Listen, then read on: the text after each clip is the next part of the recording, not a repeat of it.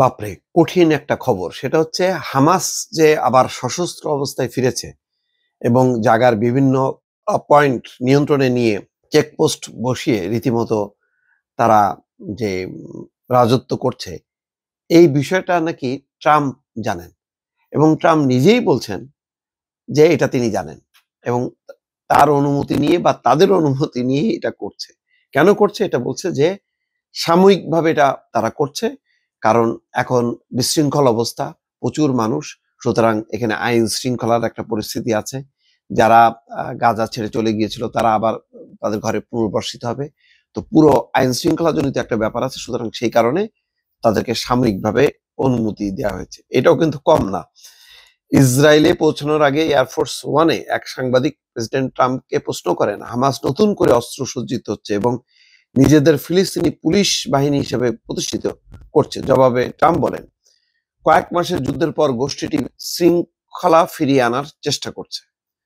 মানে কয়েক মাস যুদ্ধের কারণে যে বিশৃঙ্খল অবস্থা, এটা শৃঙ্খলা ফিরিয়ে আনার চেষ্টা করছে।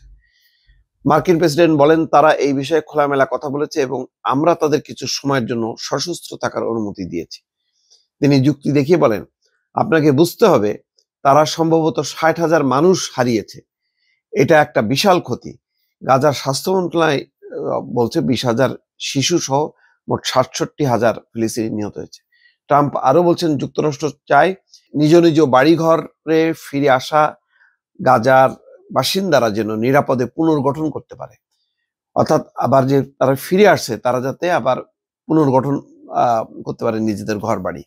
তিনি গাজাকে আক্ষরিক অর্থেই ধ্বংসস্তূপ বলে উল্লেখ করে বলেন, মানুষ নিজেদের বাড়ি ঘরে ফিরে আসার সময় অনেক খারাপ ঘটনা ঘটতে পারে। হামাসের অস্ত্র ত্যাগের সময়সীমা যুদ্ধবিরতি চুক্তির অন্যতম প্রধান বিষয় হয়ে দাঁড়িয়েছে।